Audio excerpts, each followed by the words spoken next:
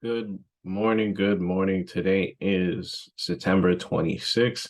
Looking at the overall economical calendar for this upcoming week, we have a few Fed action or a lot of Fed action happening this week, as you guys can see. We have basically multiple Fed speakers for today. Tomorrow, we have multiple Fed speakers as well. We even have Jerome Powell speaking about digital finance tomorrow at 7:30 a.m. Eastern. On Wednesday, multiple Fed speakers. Powell speaks again at 10:15 on Wednesday. Thursday, we have jobless claim numbers. And then Friday, we have PCE index and PMI. Whole bunch of information coming out this week. So definitely want to stay tuned and strap on your seatbelt. Make sure you guys give this video a like. Most of you guys are not subscribed, so make sure you guys hit that subscribe button if you guys want to stay tuned to some good content for the future. All right. First up, we're going to talk about Tesla. Looking overall at Tesla, Tesla basically had this triple top over here around 310, basically started to pull back down. This is the 4-hour chart. And you can see Tesla looks like it's coming right back down. Wants to test that 266, in which it once tested before. RSI is a little bit more on the oversold side. So you definitely want to be careful with that, especially if a stock is oversold. If you guys watched yesterday's video, I gave a pretty good breakdown of what the RSI is. But if the stock is more on the oversold side, it's more in favor for a possible bounce. Looking at the 20-day, you can see the 20 days a little bit more on the oversold side as well. You can see that we basically are crossed up on the MACD. So if you want to look for a possible long position, watch for the break and hold above 274 or 275 before we can start pushing up towards 280, or watch for the break of the low of 269, and we could start going down towards those 265, in which it double bottom and start to rally from. So keep an eye on Tesla. Tesla has been making some massive moves. We've been watching it since that step and staircase pattern, in which it broke that pattern towards the downside with the overall market. Next stock we're going to talk about is Nvidia. Looking at Nvidia over here, you can see Nvidia is trending sideways. A lot of people are worried about the chip sector right now and technology stocks, so definitely want to watch to see how Nvidia is performing.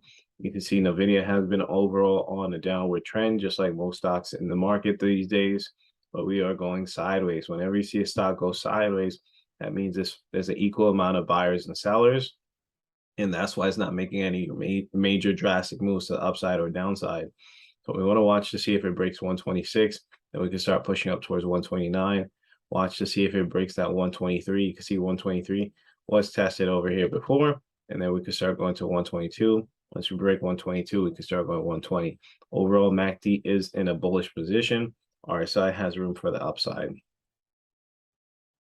Next stock we're going to talk about is Amazon. Looking at Amazon over here, Amazon is on a bearish pattern with the overall market to the downside.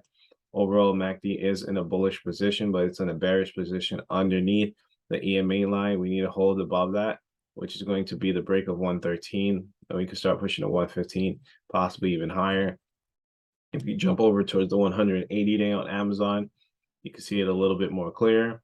180-day EMA line is sitting at 115. That's the level we need to break before we can start pushing up towards 120 levels.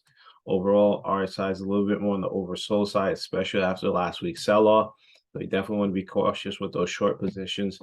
But that does not mean we can't continue to sell off just because the RSI is still in the blue section. It's just, as long as we stay in this blue section, we could still continue downtrend. Unless we come out of the blue section, then we could start to uptrend. Watch for the break of 111, then we could basically start coming right back down towards those 106 levels, in which we double bottom in the past from. Last but not least, we're going to talk about our favorite stock, the SPY. Looking at overall on the SPY, you can see the SPY is coming down on the 180-day low around 362. SPY is very oversold as well. If we were looking for a bullish position, if we get some type of bounce today because we're oversold on the RSI, you want to watch for a break and hold above at least 369. Then we could start going up towards those 373 levels up here, which was a previous support before we headed down. You can see SPY is heading sideways right now, which is a key sign of some type of support, that is finding some type of support. It does look like a descending wedge, but we could possibly break out of that from that 369 level and start pushing up towards those 370s. Overall, MACD is in a bearish position on the 180-day, but it's on a bullish position on the 20-day. So when that happens, we could get some choppy action. You could see some long wicks overall going on right now, trying to head towards the upside. Let's see what overall happens. If you guys want to get in early for some SPY puts, watch for the break of 364 down towards 363. Then we can hit 362, which is that 180-day low. And that's the main level you guys want to be broken.